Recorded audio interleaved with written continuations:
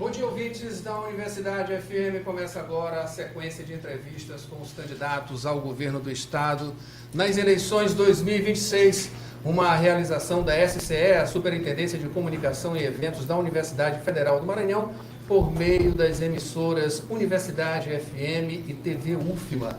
As entrevistas ao vivo começam sempre às 10h30, indo até às 11h10, ou seja, 40 minutos de duração na Universidade FM e gravação logo em seguida na TV UFMA para exibição ao 12h40 lá na TV. E após sorteio com a presença das equipes dos 7 postulantes, ficou definida a seguinte ordem: dia 27, hoje, Roberto Rocha, do PRTB; dia 28, André Luiz, do Missão; 31 de setembro, Reginaldo Lima, do PCB; dia 1º, Felipe Camarão, do PT; dia 2, Eduardo Braide, do PSD; dia 3, Saulo Arcângelo, do PSTU; e finalizando dia 4 com Orleans Brandão, do NDB. Além do Dial 106,9, estamos ao vivo no canal da Universidade FM, no YouTube, @Universidade FM 106, com condução minha, da UF Júnior, e também Borges Júnior, do Núcleo de Jornalismo da Universidade FM. Vamos agora à bio do candidato Roberto Rocha, do PRTB. Roberto Coelho Rocha nasceu em São Luís, 4 de agosto de 1965, 61 anos, portanto, candidato.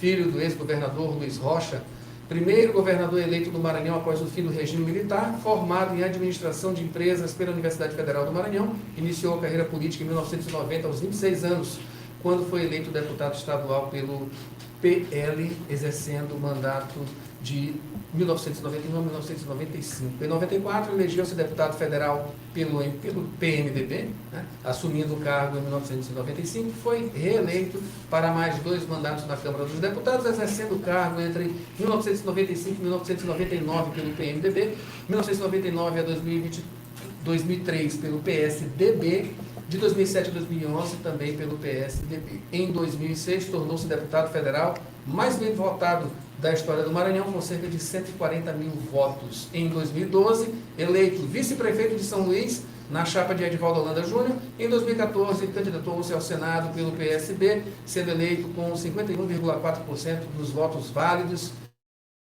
cerca de 1,4 milhão de votos, assumindo mandato em 2015, exercendo até 2023. No Senado, foi relator da reforma tributária e integrou comissão como Constituição e Justiça, Meio Ambiente e Educação. Em 2022, candidatou-se à reeleição para o Senado, mas não obteve sucesso. Em 2026, filiou-se ao Partido Renovador Trabalhista Brasileiro, PRTB, lançou candidatura ao governo do Maranhão com o pastor Josias Cardoso como vice. Candidato, seja bem-vindo à Rádio Universidade. Obrigado a todos vocês, obrigado aos ouvintes. Vamos lá, candidato. A gente já começa, antes da gente ir para as propostas, né? Normalmente, como toda entrevista deve ser, a gente vai um pouquinho abrindo com a questão política, né? Mais imediata, que começando sobre a questão da aplicação de dupla filiação do senhor, né? Como o senhor tem lidado com essa possibilidade, né, que existe de anulação da sua candidatura em caso de comprovação? Olha, veja bem, a minha candidatura, ela era, a princípio, a senador da República. O Maranhão inteiro sabe disso. Eu estou nessa candidatura de governador há pouco menos de 10 dias.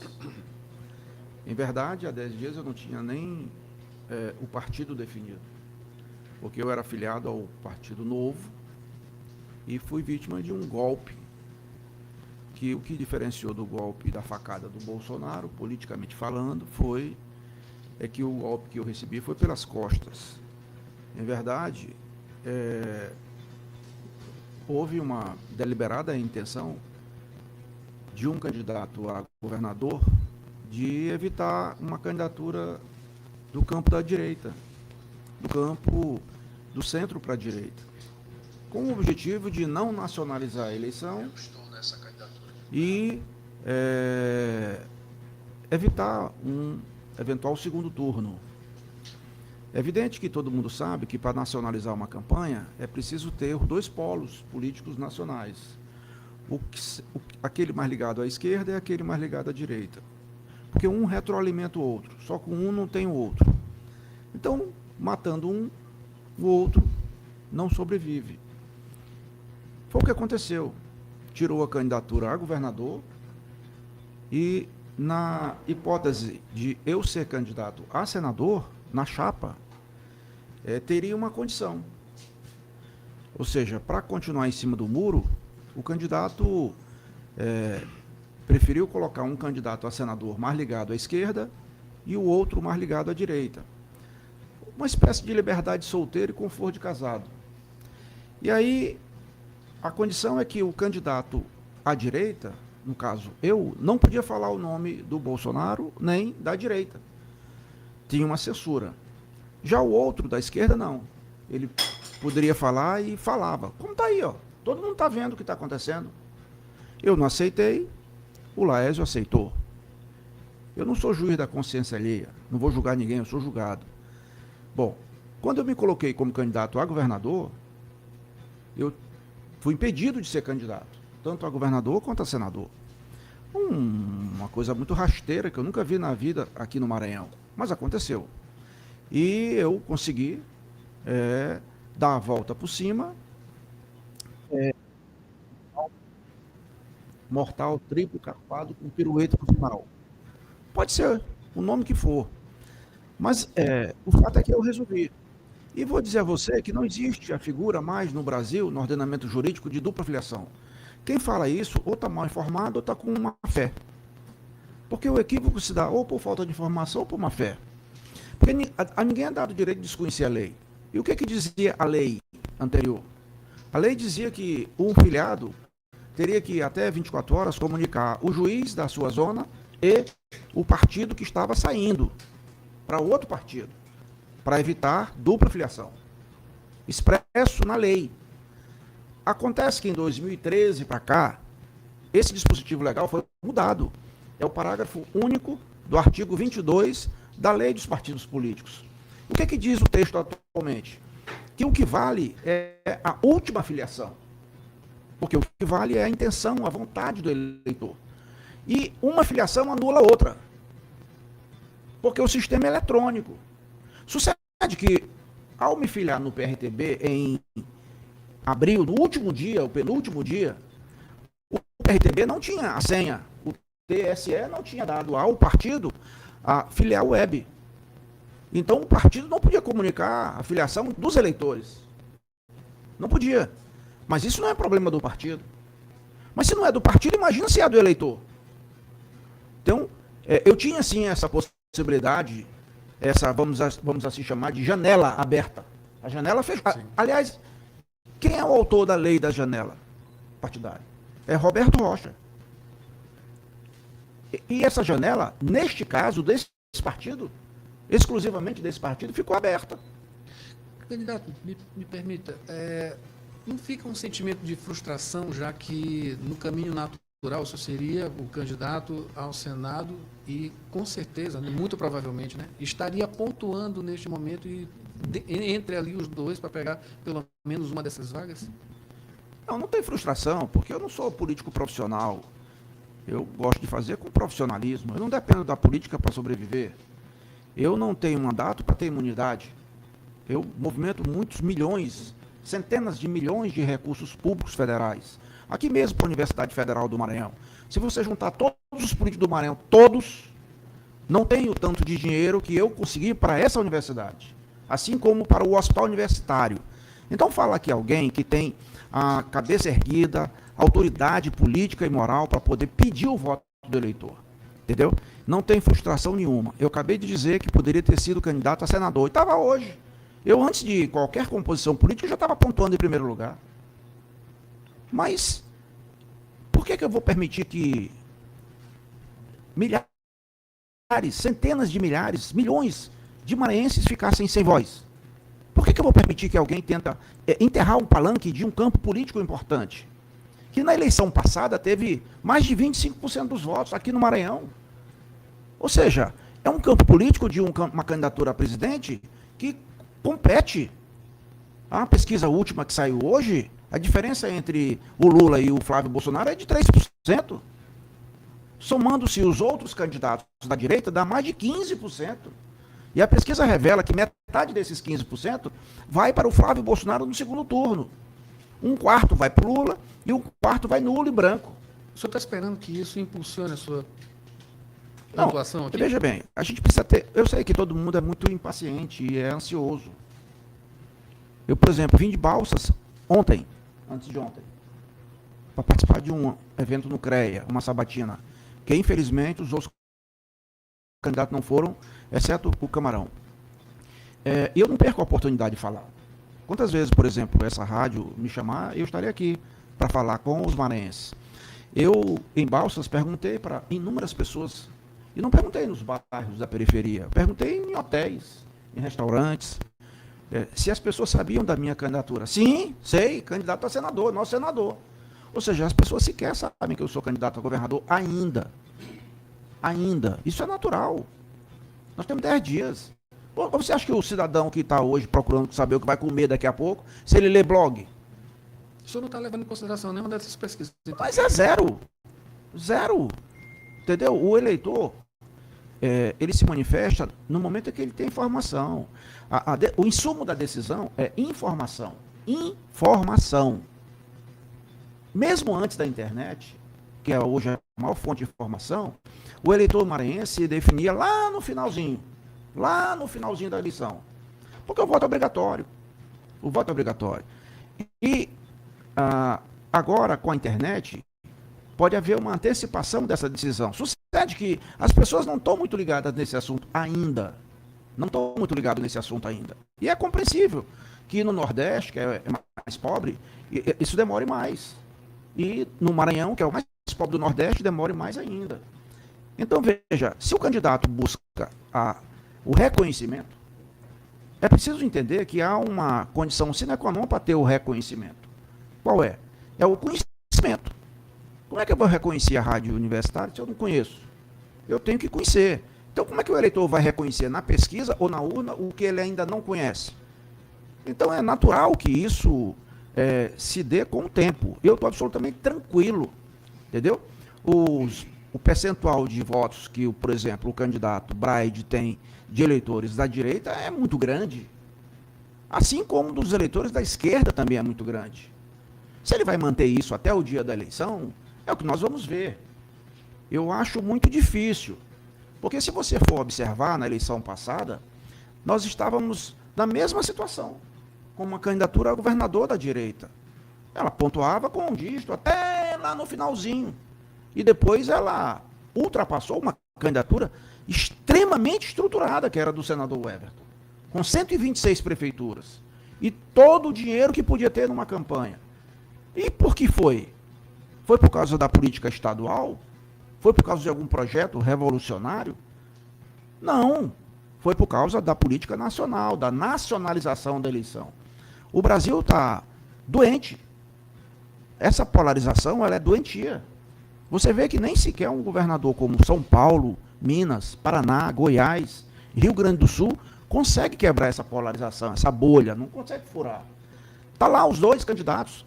Quando alguém, por alguma razão, perde 2 pontos, 5 pontos, não vai para o outro, vai para o meio, depois volta. Entendeu? Então você não vota a favor só do Lula.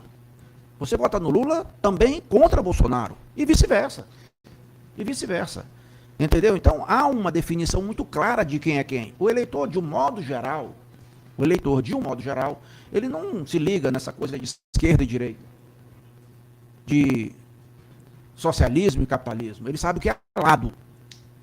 O lado do Lula e o lado do Bolsonaro. É evidente que o lado do Lula aqui do Maranhão é maior. Não pelos feitos do governo dele. Porque quais são? O que tem aí são obras de iniciativa parlamentar. Você quer ver um exemplo? A Universidade Federal do Maranhão, até o momento em que eu estava no mandato, recebia milhões de reais do governo federal.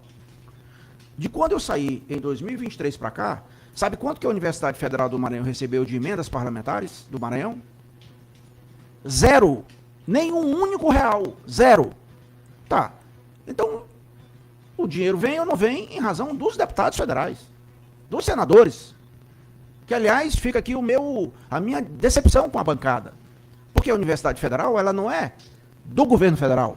A universidade, ela não é dos professores, dos alunos, dos funcionários. Ela é do Maranhão. E é nessa perspectiva que eu tenho ajudado a universidade. No último ano, quando eu chamei o reitor, o atual, Natalino Salgado, e o que provavelmente seria, que era o Fernando, eu disse, eu boto agora mais 12 milhões de emenda para pesquisa. Não existe no Brasil nenhum político que bota dinheiro para pesquisa das suas emendas individuais. Individuais, não é de bancada. Pois eu botei. Como é que nós estamos na Amazônia, na maior biodiversidade do planeta, uma universidade federal, que é a única que tem no Maranhão, é essa, aliás, a única do Nordeste, que só tem, o único estado do Nordeste só tem uma universidade federal, é o Maranhão. Nós temos o projeto aprovado lá em Brasília para fazer a segunda, que é a UFAMA, Universidade Federal da Amazônia Maranhense, a partir dos campos de Imperatriz, Grajaú e Balsas, e transformar o hospital regional do estado, um grande hospital, em hospital universitário, doando para o governo federal. Candidato, vamos passar para Borges aqui, Borges, para trazer mais coisas das propostas mesmo. Né? Daqui a pouco a gente volta, candidato, a falar mais sobre a questão partidária, enfim, esses outros detalhes. Candidato, proteção às mulheres, o plano, ele fala, é uma rede permanente de proteção à mulher, desde a denúncia até o momento, até o atendimento e também a autonomia econômica. Como é que o senhor pretende trabalhar essa questão, evitar que mulheres se tornem vítimas antes que isso aconteça de forma concreta, que elas continuem expostas aos agressores? Olha, no Maranhão tem quase 50% das mães que são mães solteiras, mães solo. Isso é uma coisa que precisa de uma atenção muito especial. Mães que têm filhos com alguma dificuldade, e essas mães, elas não têm nem sequer onde deixar os filhos para poder ir trabalhar. Não tem. Então é necessário, na minha visão, o governo não tem condição de suprir, de prover todas essas necessidades. Não tem condição. Entendeu? Nem aqui, nem em canto nenhum do Brasil. É preciso chamar o terceiro setor. Qual que é o terceiro setor? São as entidades, as igrejas, que têm entidades. Qual que é o segundo setor? São as empresas. E qual que é o primeiro setor? É o governo. O governo sozinho não consegue. É preciso chamar o segundo e o terceiro setor para poder participar desse esforço. Então eu, como governador, eu vou chamar as igrejas para poder trabalhar essa questão. Seja com as mulheres, seja com os menores, seja com aqueles que estão envolvidos com drogas. O Maranhão já tem muitas entidades de igrejas que trabalham nesse sentido. Eu conheço muitas, e eu já ajudei muitas, tenho ajudado muitas, entendeu? Em Caxias tem, Balsas tem, São Luís tem, e a gente vai continuar fazendo isso. Eu tenho, como senador, ajudei muitas APAES do Maranhão, muito, com muitos recursos, com muito dinheiro para as APAES, entende? A nossa atuação parlamentar, ela, modéstia à parte, é muito profícua, tanto no que diz respeito a obras, projetos de obras no Maranhão, como na produção legislativa. Trazendo alguma coisa relacionada aqui à saúde, né? O seu plano ele propõe regionalizar o atendimento para resolver a maior parte desses casos, já em média complexidade, perto da população, mais perto da população. Isso aí é de uma questão que é da saúde muito preocupante em vários sentidos, né? Mas especificamente aqui em nosso estado, essa falta de uma conexão e também de uma melhor distribuição justamente para fazer esses atendimentos. Como é que o senhor pretende sanar isso aqui em nosso estado? Veja bem, se a gente tiver que resumir em uma palavra a questão da saúde, a palavra é resolutividade. Resolutividade. Ou seja, o paciente ele precisa do Estado e precisa do atendimento quando ele necessita de respostas. Infelizmente, hospitais no Maranhão tem vários, mas não tem resolutividade. E por não ter resolutividade, as pessoas terminam correndo para São Luís. Tem muitos hospitais aí que estão precisando de equipamentos. Muitos, eu não vou citar aqui exemplo, porque são muitos, precisando de equipamentos no interior. E aí, naturalmente, essa deficiência faz com que as pessoas corram para a capital. E fica essa procissão de ambulâncias que a gente conhece. Ora, o que tem que trabalhar? Trabalhar para melhorar o atendimento dessas unidades já existentes.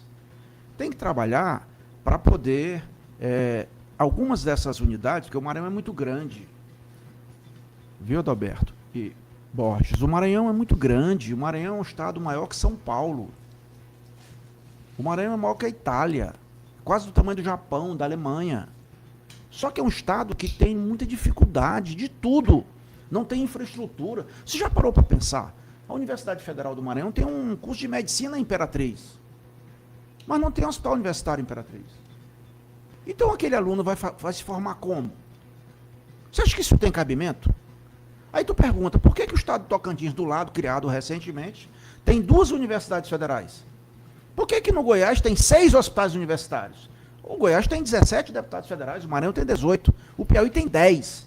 E o Piauí tem 2 universidades federais, o Ceará tem 3, a Bahia tem 6. Pois o Roberto Rocha fez o projeto para criar a 2ª Universidade Federal do Maranhão. Não é a 3ª nem a 4ª, a 2ª. E se chama UFAMA, Universidade Federal da Amazônia Maranhense. O Conselho da UFMA já aprovou o desmembramento. Ele nasce dos campos de Imperatriz, Grajaú e Balsas. Na sequência, é feito um campus em Barra do Corda e outro em Açailândia. Ora, como é que vai fazer? Aí o governo, eu, governador, vou pegar o Hospital Regional de Imperatriz, que é o Hospital Regional da região Tocantina, e vou doar para o Hospital Universitário. Porque desonera o Estado. O problema da saúde não é construir, não é equipar. O maior problema é o custeio, é manutenção. E, aliás, eu pergunto a vocês, sabe quanto que o Maranhão recebeu dos últimos 5 anos da saúde só de emendas parlamentares? Só de emendas parlamentares. Eu não estou falando de transferências obrigatórias. Só de emendas parlamentares o Maranhão recebeu nos últimos 5 anos quase 5 bilhões de reais. Bilhões de reais. E o que foi feito? Então, será que o problema é falta de dinheiro? Não, não é. O problema não é nem a má aplicação dos recursos escassos, porque não são escassos. Tem dinheiro aí à vontade. Nós precisamos dar prioridade. Por quê? Porque o dinheiro da saúde ele vai para custeio ou para investimento. O que é investimento? É fazer uma unidade de saúde, ou então equipar aquela unidade de saúde. Bom, mas isso é fácil de prestar. Tem que prestar conta depois, né? É rastreável o dinheiro. Tá aí o que é custeio? Custeio é comprar papel higiênico, é seringa, é comprar agulha. Você está entendendo? Comprar remédio. Como é que vai rastrear? Não tem como rastrear. Aí então o Maranhão recebe 5 bilhões de reais. Quanto que veio para o hospital universitário, que é o maior hospital que atende o Maranhão? Nada. Nada. O que tem no hospital universitário foi o Roberto Rocha que colocou. Eu coloquei, de uma vez, 10 milhões para equipar o hospital com inúmeras outras UTIs. Se não fossem essas UTIs, muitos mais maranhenses tinham morrido na Covid. Porque ele veio, coincidentemente, eu não fiz de propósito, não sou adivinho, mas coincidiu, foi uma boa coincidência. Vocês perguntem para o reitor Salgado. Aí a gente construiu aqui diversas UTIs, e que recebeu gente até de outros estados. Mas não foi só isso. Nós temos aqui no Hospital Dutra um equipamento que só tem no Maranhão e no Nordeste, aqui no Dutra, que é uma ressonância magnética de altíssima definição, que custou quase 15 milhões de reais, que define exatamente o diagnóstico do paciente. O sujeito caiu do cavalo, qualquer problema, ele está arrastando a perna, ele não sabe se é osso, se é músculo ou se é nervo. Mas essa máquina diz. Ora, se você não tem um bom diagnóstico, você nunca vai ter um bom remédio. Mas essa máquina diz qual é o bom diagnóstico. Candidato, só para lembrar aqui, a gente está em 11 horas da manhã exatamente, tá? A gente teve um déficit aqui do tempo, né? Vamos dar mais 5 minutos, era para a gente acabar 11h10, vamos até 11h15, tá? Para ficar mais mais justa aqui o aproveitamento do tempo. Eu já quero puxar aqui um outro assunto sobre segurança, e Borges também, se quiser já puxar junto também. O senhor, como da direita, né, o senhor se intitula, né, tem orgulho e está também junto com o candidato Flávio Bolsonaro de uma possibilidade, pelo menos esses números, né, as pesquisas apontam que pode ganhar, certo? E existe um link, né, da direita hoje, atualmente, com as coisas que Bukele fez no país dele, lá em El Salvador, e uma expectativa e, na verdade, né, propostas para implantar alguma coisa no mesmo sentido. O que o senhor pensa para o nosso Estado em termos de segurança? Se o senhor vai seguir esse viés, não é isso, que foi como foi implantado por lá e que Flávio Bolsonaro tem também, né, como intuito implantar aqui em nosso país. Como é que vai ser o link justamente com essa política pública de segurança nacionalmente e aqui local? Perfeito. Mas antes de entrar no item de segurança pública, me permita dizer, para o conhecimento dos nossos ouvintes que nos estão dando o privilégio da audiência, que eu considero inadmissível o governador do estado ter em São Luís 2 palácios. Um estado que tem 1 milhão de pessoas que ao final do dia não tiveram o que comer direito. Um estado que tem 1.300.000 Bolsa Família. Aí o governador tem 2 palácios. Nós vamos fechar um palácio. Nós vamos fechar o Palácio La Roque e vamos transformá-lo num hospital de acidentados. O maior hospital do Maranhão. Bem localizado, fácil acesso, para poder atender traumas, com UTI e etc. Porta aberta. Bom, além disso, nós vamos pegar o terreno da CAEMA, aqui no centro da cidade, e vamos doar para o Hospital Universitário, para a UFMA, para poder dobrar a capacidade instalada do Hospital Materno Infantil. Você vê uma briga aí entre 2 candidatos, um apoiado pelo governo do estado, outro apoiado pela prefeitura de São Luís. Eles estão brigando para ver qual que apresenta ao povo de São Luís, do Maranhão, mais crianças mortas. Um lutando para pegar no caixão, na alça, e outro do outro lado da outra alça do caixão. É lamentável, extremamente lamentável, ver uma criança morrer. Eu sei o que é perder um filho. Nem um pai poderia enterrar um filho. Mas, vem cá, nós temos que discutir a solução. E qual que é a solução que o Roberto Rocha dá para esse problema? Pegar o terreno da CAEMA, a sede da CAEMA, doa para o governo federal para dobrar a capacidade instalada do Hospital Materno Infantil. Pronto. Se desonera mais uma vez do custeio, de ter custo, porque a universidade é financiada tanto pelo Ministério da Saúde quanto pela Educação. Com relação ao item segurança, eu vou dizer, esse é um item que eu tenho a maior prioridade. Eu escolhi um candidato a vice-governador que é um militar do Exército, é um pastor também. Não adianta botar também alguém que vai sair doido, matando todo mundo, não. Agora, para mim, desde que fui deputado estadual a primeira vez, aos 20 e poucos anos, eu trabalho em favor das polícias. E quem é da polícia sabe disso. Sempre foi assim. Para mim, polícia é polícia e bandido é bandido. No nosso governo, bandido vai ser tratado como bandido. Então, São Luís é uma ilha. Nós temos hoje tecnologia suficiente para poder monitorar todo tipo de barbaridade que é feita. Se o sujeito está aí, lá em São Paulo, não há um único presídio que não tenha bloqueador de celular. Porque quando você controla os presídios, você diminui a criminalidade. O problema penitenciário é um problema grave no sistema de segurança pública. Mas a gente quer realçar, a gente quer dar mais cor nas tintas do nosso compromisso com relação ao policiamento ostensivo. Nós vamos criar uma unidade especial, sabe, tipo SWAT, um grupo de elite, uma tropa de elite, para poder a gente combater o crime organizado, que está tomando conta dos interiores do Maranhão, as facções, para combater assalto a banco e drogas. Quem é que não sabe que a bandidagem do eixo São Paulo-Rio está sendo deslocada para o Nordeste? Porque lá cresce muito o cerco por causa da tecnologia. Em São Paulo tem um programa chamado Smart Sampa. todo lugar tem câmera.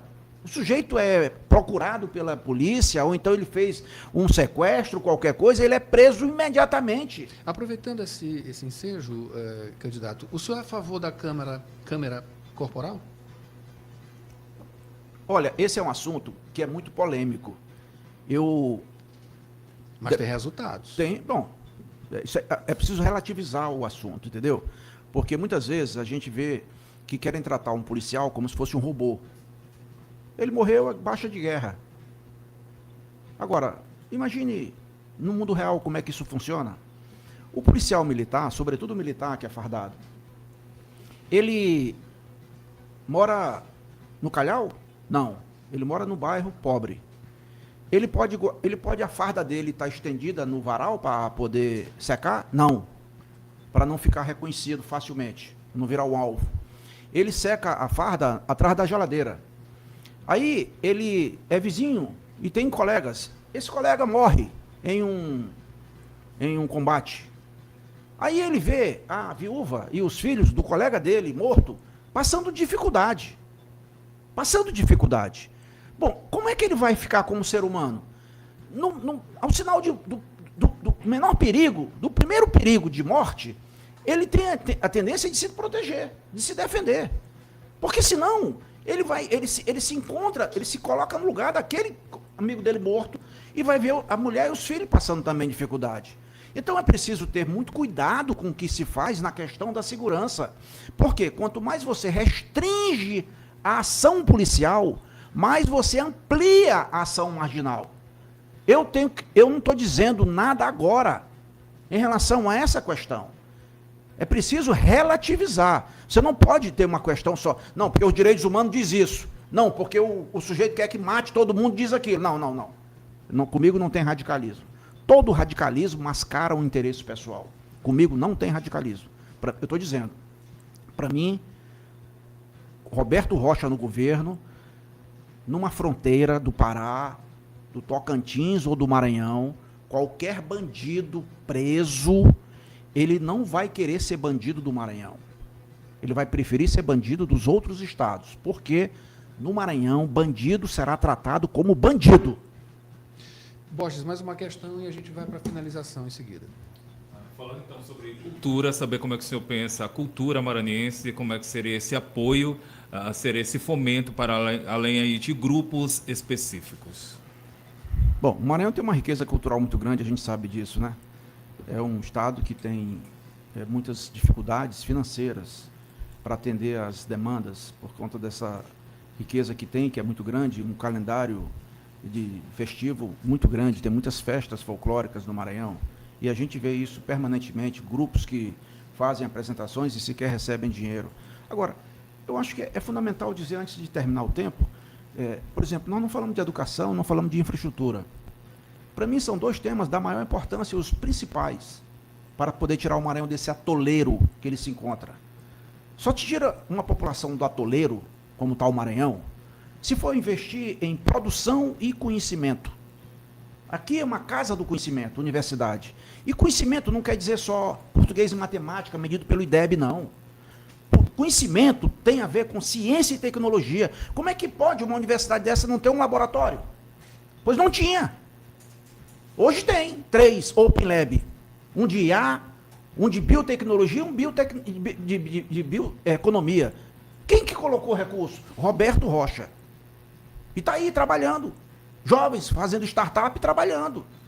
Entendeu? E na produção, a infraestrutura. O Maranhão é gigantesco do jeito que é. O Maranhão tem o melhor porto das Américas. O Maranhão tem 3 ferrovias que chegam a esse porto. Por que a gente não libera as forças produtivas do Maranhão? Ou seja, se o governo do Maranhão não atrapalhar o capital privado, já está fazendo muito. Pois é isso que eu quero fazer. É liberar as forças produtivas do Maranhão para o Maranhão crescer e se desenvolver, como meu pai fez na região sul do Maranhão, que é a única região que produz no Maranhão hoje. É a região de Balsas. Candidato, a gente tem aí por volta de 5 minutos. Ainda dá para fazer uma boa então conclusão, ótimo. Enfim, aí nesses 5 minutos o senhor pode... Ótimo. Me permita, eu vou falar um pouquinho sobre a nossa proposta. Eu me comprometo com o povo maranhense que me conhece há muito tempo. Primeiro que eu também sou eleitor, né? Eu também tenho filho, eu também tenho neto. Eu não estou aqui para o resto da vida, eu não sou nenhum tipo de ser humano que é eterno, ninguém é. Então, a gente está aqui para quê? Para entregar um mundo melhor do que nós recebemos. Infelizmente, hoje a política do Maranhão está completamente doente. É a pior classe política que tem no Brasil atualmente, a do Maranhão. É a que dá mais trabalho para a Polícia Federal. Você já ouviu falar algum escândalo com Roberto Rocha? Quem é que já ouviu? Acabei de falar aqui quem mais botou dinheiro nessa universidade fui eu. Ah, é só nessa? Não, em todas. É no IFMA, é na UEMA, é nos municípios. Só São Luís eu botei mais de 100 milhões de reais. Por acaso o prefeito é meu aliado? Pelo contrário, disputa comigo. Eu botei dinheiro, eu fiz o projeto, por exemplo, do Mercado Central. Iniciativa minha. O prefeito Eduardo Braga nem era prefeito ainda. Eu que fiz o projeto pelo IFAM. E botei quanto? Botei 10 milhões para começar a obra. Ele fez? Ele não fez. Bom, então vocês perguntem para ele por quê. Porque eu não sou do Poder Executivo. Ele que é do Poder Executivo. Eu não tenho poder. Aliás, eu nunca fui do Poder Executivo. Eu concorro com um candidato do governo federal, um do governo do estado e um da prefeitura de São Luís. Todos três passaram pelo Poder Executivo. Eu, Roberto Rocha, nunca fui do Poder Executivo. Pois tu junta os três e soma e vê quem tem mais entregas no Maranhão. Os três juntos não têm a entrega que tem o Roberto Rocha. Eu tenho muitos projetos para o Maranhão. Se alguém vier aqui, um candidato, dizer que em um governo vai executar uma obra de infraestrutura, ele está mentindo. Porque só o projeto de uma obra de infraestrutura demora 8, 10 anos. Você está vendo essas duas rodovias federais que estão sendo feitas de concreto? A BR-135 de Miranda para Cachucha e a BR-222 de Miranda para Santa Inês e Santa Luzia. Bom, elas estão sendo executadas, elas foram licitadas. Mas para licitar está na lei. Tem que ter dotação orçamentária e projeto. Quem fez o projeto? Roberto Rocha. Foi emenda de bancada? Não. A bancada fez quantos projetos até hoje? Nenhum. E Roberto Rocha? Dezenas de projetos, dezenas. Está bem pronto o projeto da Lagoa da Jance. Está bem pronto um projeto que a gente começou a fazer, que é da ponte ligando o Anjo da Guarda até a Ilhinha. Porque essa região hoje do Itaquibacanga é maior que a Imperatriz atualmente. Então eu quero finalizar agradecendo a vocês, agradecendo a oportunidade, desejando sucesso nas próximas sabatinas. Espero que a gente possa, desse momento aqui, despertar no cidadão maranhense e no seu coração e na sua mente o melhor caminho que possa ser para o nosso Estado. Muito obrigado. A gente que agradece, candidato. Amanhã, sexta-feira, dia 28 de agosto, é a vez de André Luiz, do Missão. Um bom dia e até amanhã.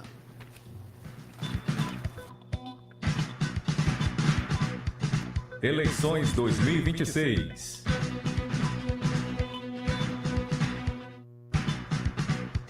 Eleições. O voto é na 106.